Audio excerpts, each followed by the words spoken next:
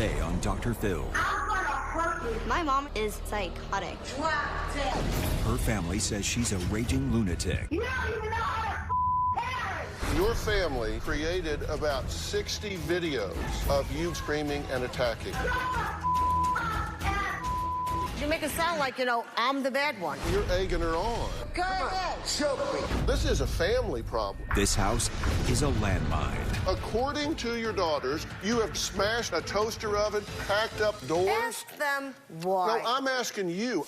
I don't allow myself to be manipulated, and when she can't run over somebody, she runs away. Too bad. Deal with it. Let's do it. If we're going to do something here that matters, then we got to deal with the truth. Have a good show, everybody. Here we go. If I can help get this family back on track, are you willing to do that? Ready, three, take. This is going to be a changing day in your life.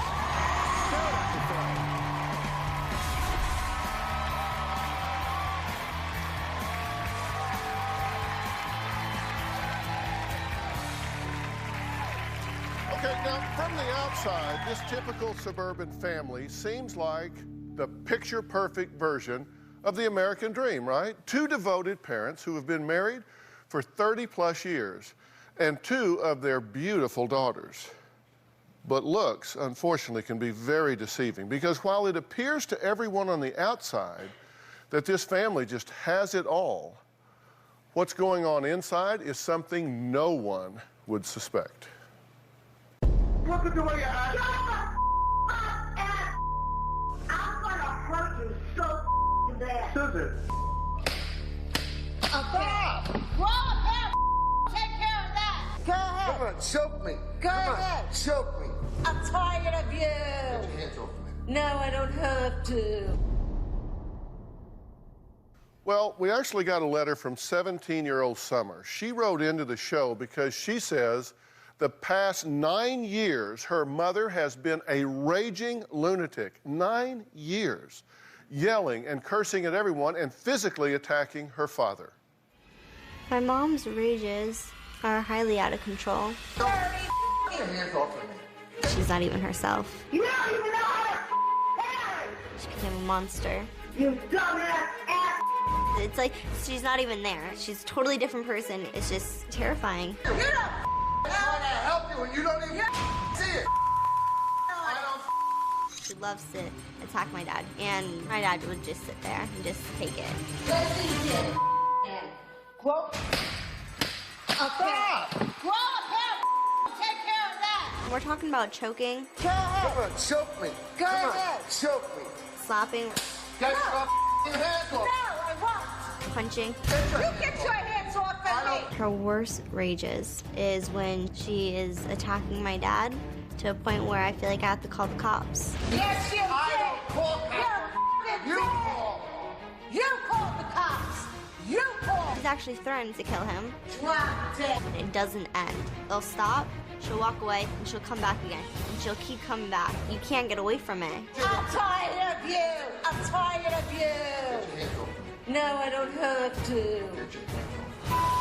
You want to call the cops? During my mom's rages, she will get a knife and she will stab the doors, like slice it. And she's done it to my door, to my sister's door, and to the walls by our rooms. The names she would call each and every one of us, it was troubling. She would call us whores, trailer trash, bastards. She would say to us all the time. She hates us. She wants us to drop dead. She has a variety of horrible names that she just loves to spill out. My mom is psychotic. She rages every day. It's a non-stop battle with her. It changed everyone's lives. It's like she became this disgusting, disturbing person you don't want to live with, who's terrifying you. You want to stop this now, right? You want to stop it. It has to. So, but this has been going on for 9 years? Or more.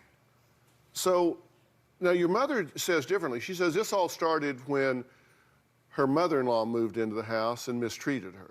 She was an innocent bystander in this, and actually my mom basically abused her and kind of locked her up in her room. What triggers? What's the trigger? What makes it happen? Sometimes my mom, she'll just pick a fight. She'll find something and she will fight about it, and it'll be a constant battle with her. And you can't reason with her. She has to win. Especially, it's all about her. She's the winner. And she has slapped you across the face. Yes. She attacks your father. Constantly, yes. Why is she attacking him? He's always wrong. He can never be right. You know, in any situation, any discussion, he's wrong. You know, if me and my sister do something wrong, it's because of him. If she doesn't, she needs something, something doesn't happen, or just something, he's always wrong. It's always him to blame for. It's him. And you say, like, for example, she'll take his food at, like, dinner time and yank it away and throw it away and not let him eat. Or she won't let him eat at all. He can't eat sometimes. He has to eat in my bedroom, or he has to eat in his car. It's gotten that bad. So what effect has this had on you? I mean, what's your reaction to this? It disrupted my young teenage years, and I became a horrible teenager. I hated life. You started doing cocaine? At 13. I've also done speed. I've done oxycodone. Almost died twice on those. Yeah, we're going to get into that. Yeah, this is not okay, and I know you're not doing that now. No, yeah. I get that. Now, Summer's father, Peter, says that his wife's rages are unbelievably out of control. She's choked him, punched him, taken knives and cut up mattresses, hacked the doors, sliced up paintings, sliced up clothing. Take a look. When a rage happens, she's uncontrollable. I try not to open my mouth to make it worse, but when you start engaging it, she can come even stronger. You dumbass ass! She can call me an idiot, a jackass, a dirtbag, a scumbag. You name it, she could say it in a rage. She thinks I'm not paying attention to her, I'm not listening to her, I'm up to no good. She says, you know, you aggravate me, and that's what happens. Get your ass! No, I won't! She has hit, she has slapped, she's punched, she's put her hands around my neck. She does come after me. You are no good from the day you were born. I used to be very physical with her. I would go after her, grab her by her neck, I would push her, slam her into a wall. I was very physical with her to counteract her coming at me. That stopped many, many years ago.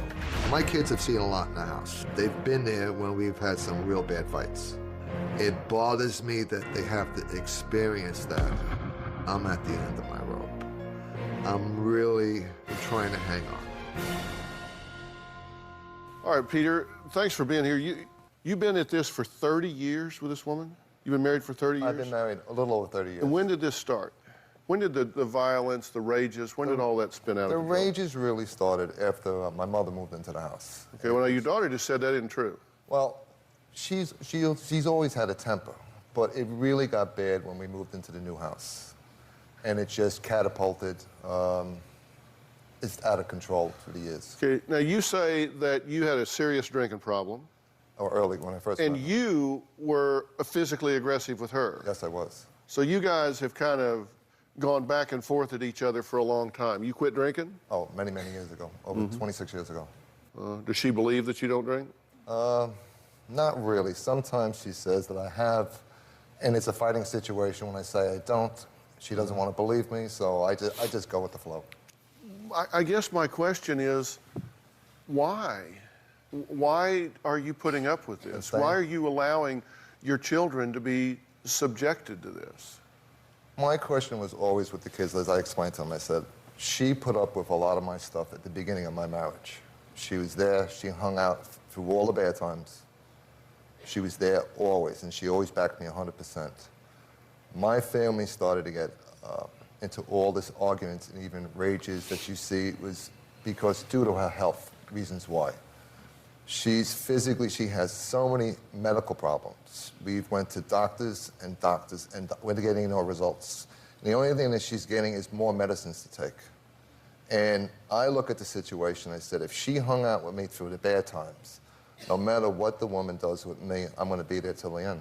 I mean, I might be old school, but I'm there till the end. Have you gotten professional help? Have you been to therapy? Has she had anger management? Have you done anything to try to improve the situation? Not with anger management, because a lot of times she says, it's my problem. It's my problem. Well, what have you done to try to improve it? Truthfully, not that much. I should have done more. I mean, because it sounds like, you know, like you're the real hero here saying, hey, she stood by me, I'll stay by her. But beating up on each other, being self-destructive and subjecting your kids to chaos emotionally, mentally, physically, lifestyle-wise, that is not the moral high ground, I'll guarantee you. No, I know that. Well, do you, though?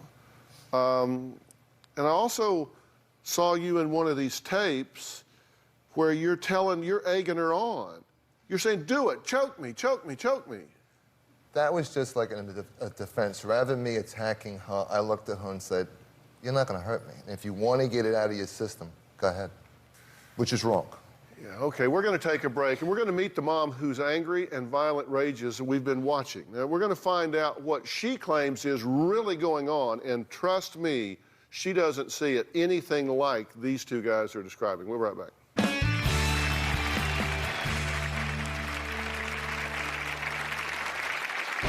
My husband's mentally abusive and a heartless, two-faced, lying user. I scream and I yell, and they can't handle it because I started sticking up for myself. I had enough. I'm not a doormat, and you're not going to walk all over me.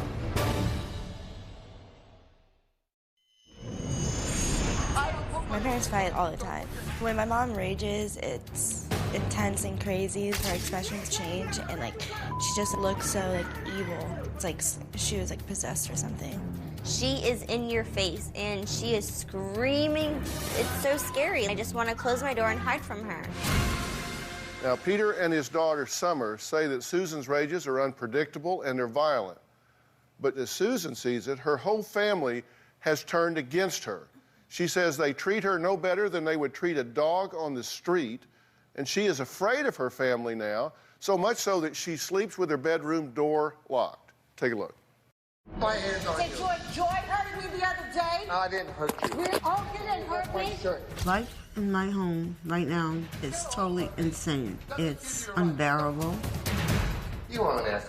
I blame my husband for this. My husband and I could fight all the time because he frustrates me so much. My husband's mentally abusive and a heartless, two-faced, lying user. I will never get physical with my husband. He'd call the cops on me so fast my head would spin. The only thing that changed me is being miserable with him. What they call my outburst, I cut up 2 of Pete's pillows once and an old mattress. Yeah. I scream and I yell, and they can't handle it because I started sticking up for myself. I had enough. I'm not a doormat, and you're not going to walk all over me. So now my husband and my children are like, Mom's freaking out. She's losing it, man. She's going nuts in this house. And I'm like, no, it's just that you're not going to walk all over me and treat me like crap anymore. And you can't handle that I am standing up for myself. Too bad. Deal with it. I've been talking to them for just a few minutes before you came out, and they tell a very different story than you do. They say that you are just a rageaholic. 3, 4 more times a day, you just rage, that virtually anything can set you off. You're saying, no, no, no. These people have turned against me. I'm just standing up for myself, and they don't like it. So which is it? You know what? What they call rage, they're pushing every single button they possibly can. They're uncontrollable. I'm sorry, but you know what? There are certain things that you just don't do. Children should not do certain things. Husbands shouldn't do certain things. You just don't. Well, how about your behavior? There's certain things that wives and mothers shouldn't do? Exactly. I know I'm wrong in that. But I've tried everything else. I mean, it's not that I didn't do anything and then I'm raging. For years, I've tried A, B, C, D, E, F, G, and nothing has worked. Nothing. And I'm frustrated. I'm beyond frustrated. I've done everything in the book. But you know what? When you're a parent, you can't parent by yourself. You have to, if there's 2 parents in the house. Okay, but now wait a minute. Listen, and I'm going to say this to all of you, and we're going to meet another daughter here in a minute, but I'm going to say this to all of you. Are you here to defend what you're doing? No, I'm not Or here to are you defend- here to try to make this family healthier? To make it healthier, not to defend what I'm saying. Before you answer, hear what I'm saying, all of you. And maybe it's just because I've been doing this for a lot of years, and I've gotten to the point that I don't want to waste my time. And I don't want to waste your time. You can either come here and be completely truthful, or you can come here and try to make a mockery out of this whole situation and waste my time and your chance. Because let me tell you what people do oftentimes, they come here and they go, okay, whoa, I'm on national television. I got all these people in the audience watching me. I got Dr. Phil asking me questions. I'm going to cover my butt. I'm going to say what I can to come out of this as well as I can and get back out that door and go back to my life. If that's what you want to do, you should go do it now.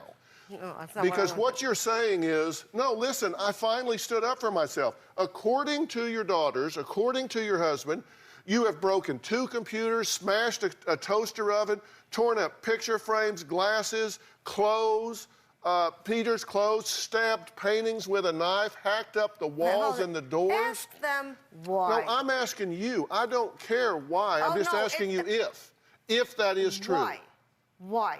If it is true. For 11 years, they have run amok. And I mean, they have totally I'm going to let you say what you want to say, but answer my question first. Are those things true? Not all of it. They're exaggerating, okay? Yeah. Okay. Have you smashed up computers, toaster ovens, hacked the walls, monitors? I broke 1 monitor. I didn't smash up computers. Do you understand they're exaggerating? Okay. This mattress, did you hack this mattress up with a knife? The picture that you're seeing right here. Yeah, one that I was going to throw away.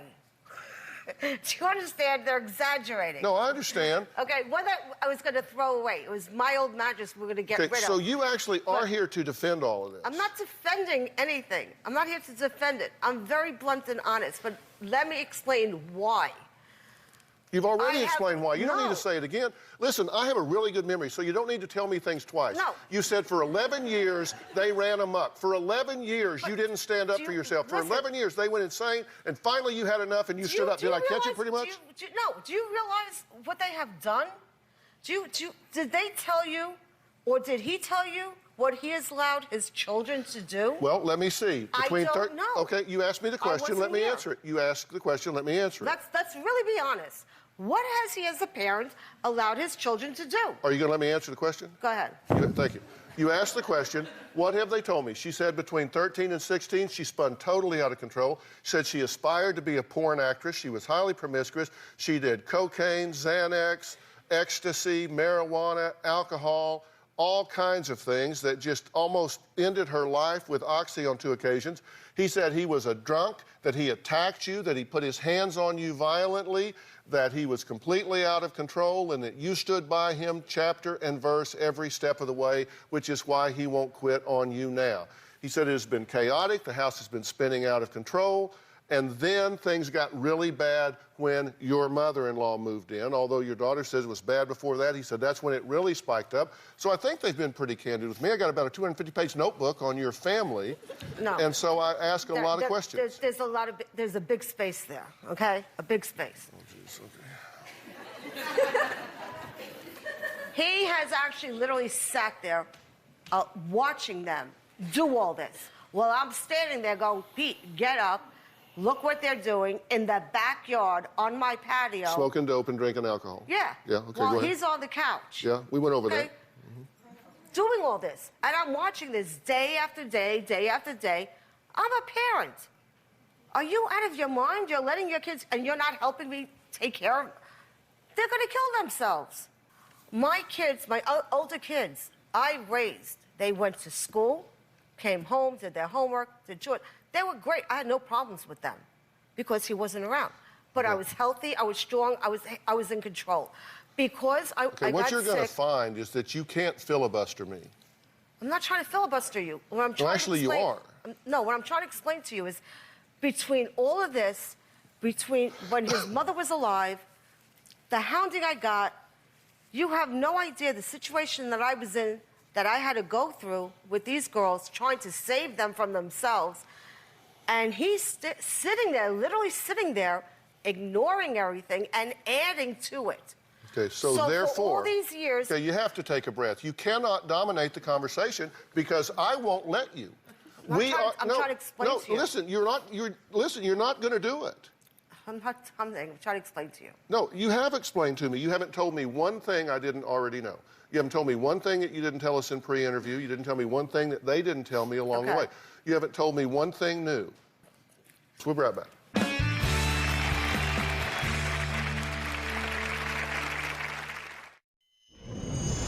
My dad tried to lock his door a couple of times when it got serious, when she would say stuff to him, threatening his life. If I knew I wouldn't go to jail, I would have killed him 100 times over already.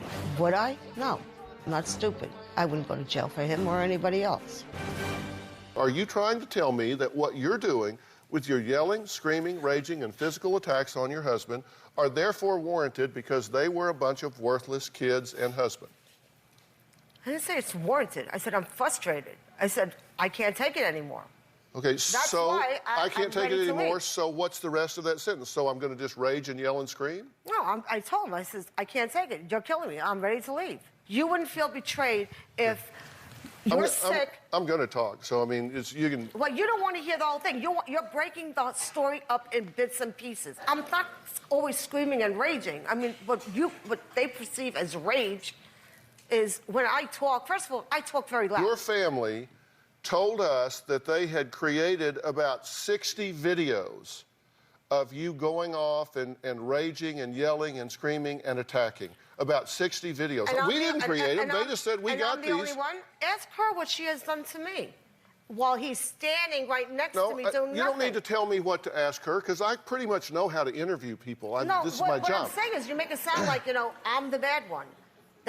No, I'm just trying to get facts I'm about... telling you right now. Tell the truth, or I walk. That's no problem. Well, go ahead. No, I'm talking to you. Here, you can threaten him in a minute. I'm just asking you.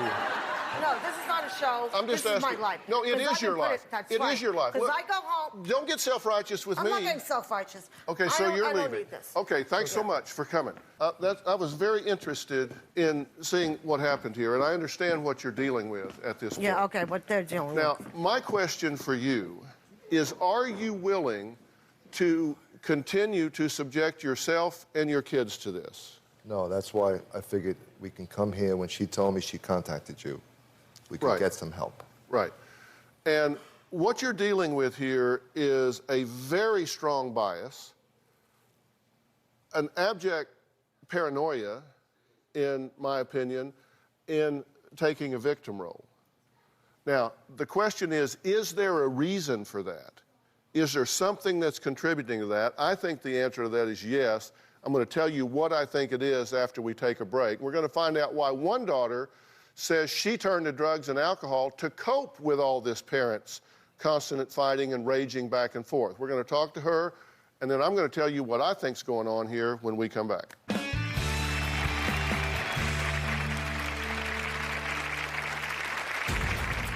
I never want to be home. I pretty much get drunk every night. If I was to the point where I knew I was drunk, I wouldn't care. I'd just continue and continue till I blacked out.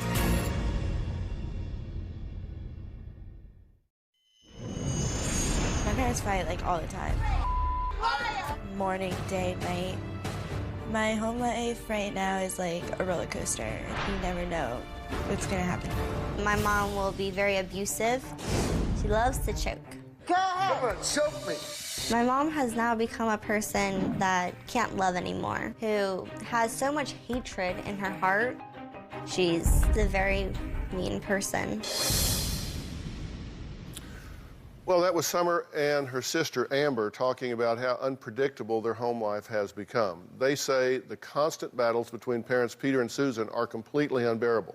Now, to cope with her chaotic home life, Amber says she learned to escape with a little help. Take a look. My habits of drinking and partying have gotten a lot worse because of my mom's rages.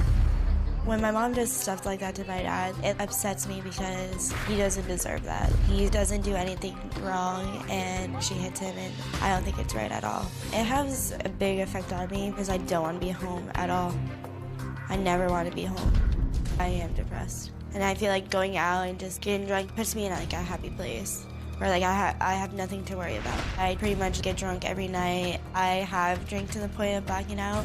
Where I was to the point where I knew I was drunk, I wouldn't care. I just continue till like I blacked out.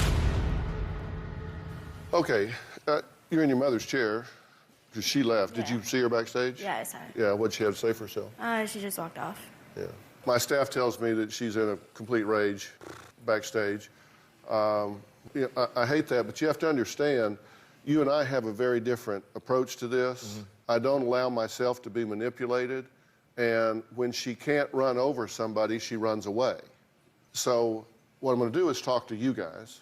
I'm going to tell you what I would tell you if she was sitting right here. Maybe she'll come back, maybe she won't. Life moves on. You're doing drugs and drinking. Yeah. Do you seriously think that's a solution here? No, I don't. You did drugs, you drank, you spun out of control, you were drinking, you spun out of control. There are 3 other kids who are out of the home now, and they're saying, look, we've moved on, and so they didn't want to be here, which I totally get. But at some point, we have to make a decision that we're going to start working in the service of health. We're going to start working in the service of what makes things better, right? Yeah. Do you get that? Yes. Is your life working for you? At times, yes, and other times, no.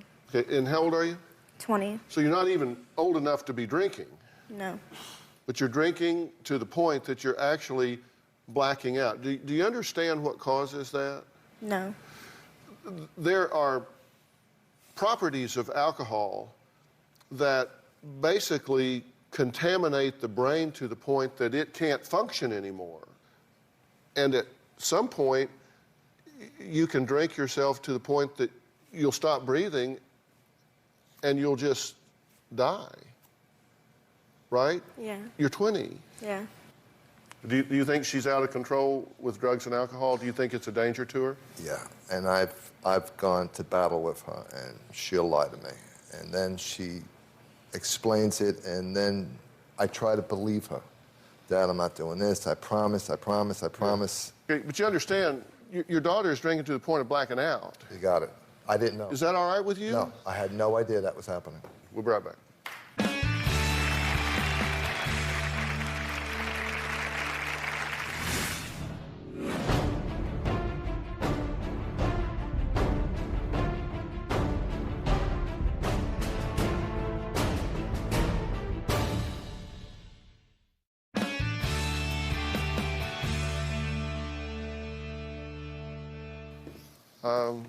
Have a seat if you like. So what I'm saying here, and you've missed some of this again, is any time I look at a situation like this, I look at the whole family. Now, she's what we call the target patient. She's the one making all the noise, so she's getting all the attention right now. But this isn't a Susan problem. This is a family problem here. This is a family problem. Everybody is being affected by this. She's being affected by you. Are you addicted to prescription drugs? No. You're not? No. Are you doctor shopping? No. You're not hopping around getting pain meds and that sort of thing? No. Yeah. Is that true? No. It's not true? What is true? Because of her pain, she has taken prescription medication, and she has gone to other doctors to get different kinds. I have one doctor. I'm on Percocet. I've been on Percocet for years. Yeah, that's not good for your health. I know that, but Percocet for years, I mean, those two words don't even belong in the same sentence. Percocet for years. I know, and I've been going to doctors for years. I really want to help you with this. If you've been taking Percocet for years, you are addicted to prescription drugs. I'm not saying that that's like a illicit thing. It's just one of the side effects of having to rely on pain meds for that long. I mean, I hate that for you. I have tumors in my kidney.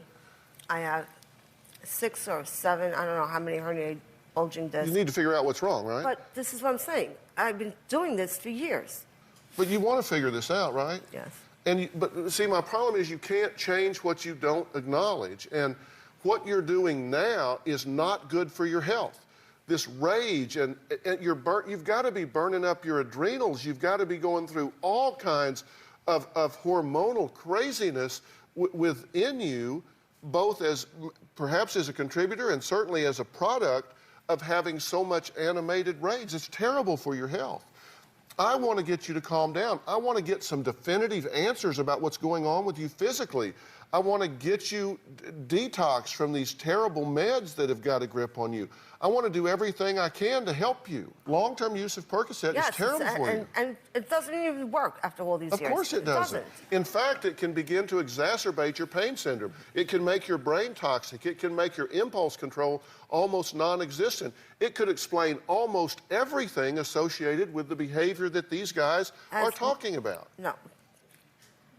I started just opening my mouth when I couldn't take it anymore because of him, our marriage. It was just out of control. The girls became out of control. I was concerned for the girls.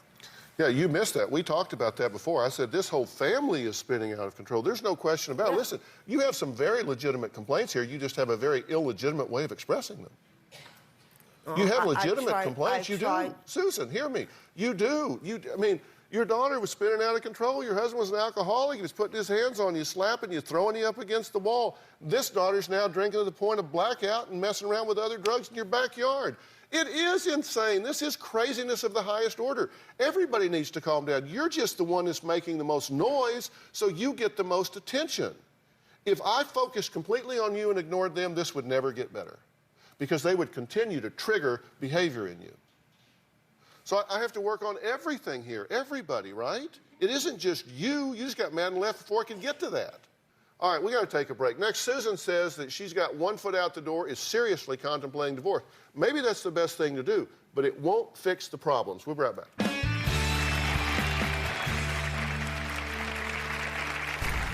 My husband lies about everything. The deceitfulness, I don't trust him. Pete's a very good liar. He'll never once confess. She has like so many like theories against him, that he's cheating on her, that he's an alcoholic. They're all lies in my opinion. My dad will never be right. It's always, he's lying, he's doing this, he's doing that. But he's not. He'll never win.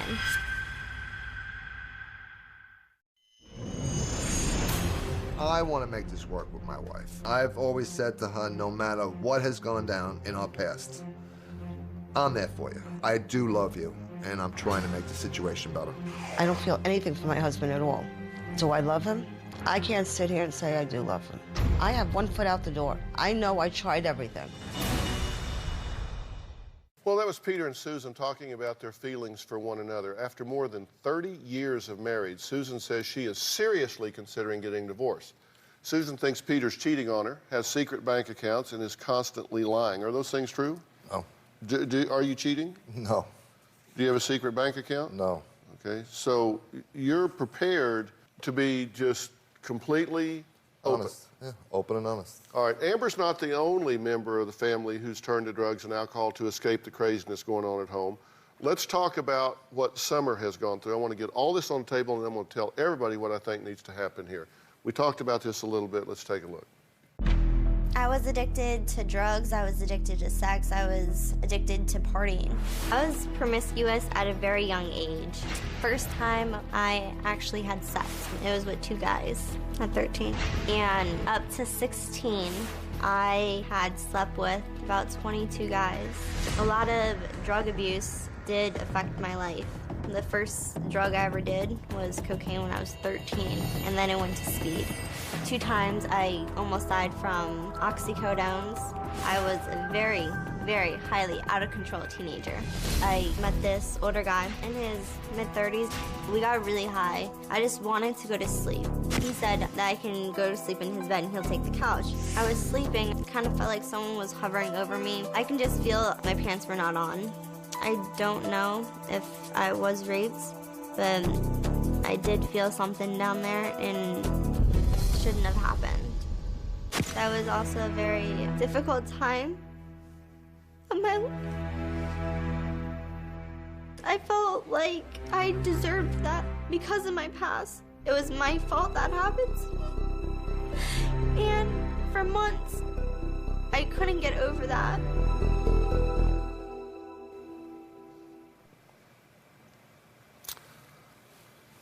Have you or you heard her speak candidly about this before? Not all that, no.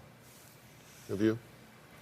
No, but I knew a lot of this stuff was going on, and that's why I just couldn't take it anymore. That's why I blame him, and I'm angry with him. Well, where were you? You say it was his fault. Where were you during this time? Why do you blame him instead of the two of you owning this together? That's what I used to fight about. He would sit there and he'd allow so much to go on. There was days that I couldn't walk 2 steps. And I'm like, Pete, she's out of control. She's doing this, this, and this. He'd brush it off. Yeah, well, brushing it off is over with here. Guys, listen, you've got 2 beautiful daughters here still at home. And, you know, they're lovely, intelligent women. And you're currently making some really bad choices. You've made some really bad choices in the past. But you got a serious wake-up call, right? Yeah, I did. And so you're living a much more constructive life at this point? Yes. You know, and I get what you're saying. I'm not big on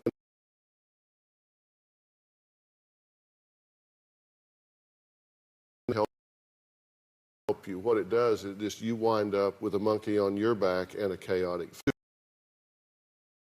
2 wrongs don't make a right, and that's exactly what's happening here. You got a wrong-headed family and a wrong-headed way of coping with it, and those 2 things are going to create real trouble for you if that doesn't stop. Yeah. Okay? And you guys, look, I don't know whether you should get a divorce or you want to get a divorce. You say you've got 1 foot out the door. If you're going to go, go. I mean, if that's what you're going to do. But I think it is worthwhile for us to take a really, really hard look at trying to get you some relief. I have 2 immediate concerns. One is figuring out what's going on with you physically so you stop poisoning yourself with the wrong kind of meds, and you stopping this drug and alcohol abuse. Those are acute issues with me that need to stop. And you can either stop it or you're going to wind up in serious trouble. I mean, I'm telling you, it's going to spin out of control here. I feel like it just makes me happy because everything that goes on at home. No, it doesn't make you happy. It anesthetizes you so you don't feel. That doesn't change anything. It just, I mean, you still got the same problems when you sober up. I just worry about these girls so much. Okay, well, we're going to work. When they're out the door, I don't sleep. I stay up until I know they're home. Yeah, well, reinforcements have arrived, right? I mean, I'm here. I don't want to lose them. And I don't want to lose you. Yeah. Well, take care of their mother then and give them some peace. Are y'all willing to work on this? Yes. Yeah. This is just a beginning here. All right, we'll talk again. We'll be right back.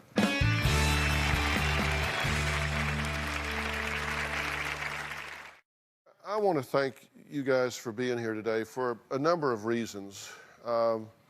One, you guys are teaching tools. There are a lot of families sitting home watching that have parts or pieces or all of this, and they hear what we talk about, acknowledgments that are made, ideas that come up, and hopefully it helps them. And I always say, if you're seeing anger, it's really either hurt, fear, or frustration. And with you, I think it's all 3. I think there's a lot of fear.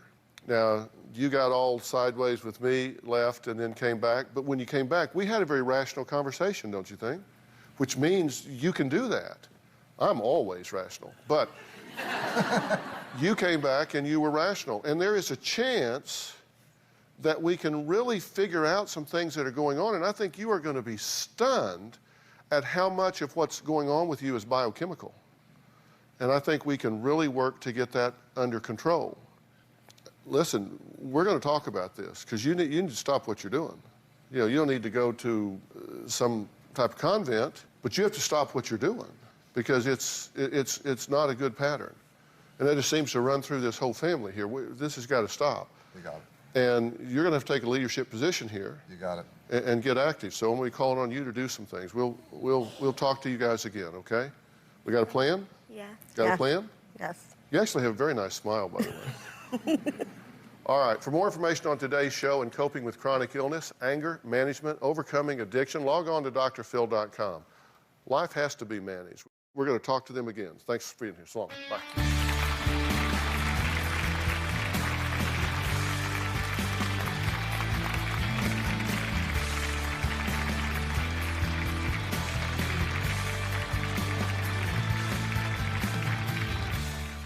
Bounce, bounce, all the girlies bounce.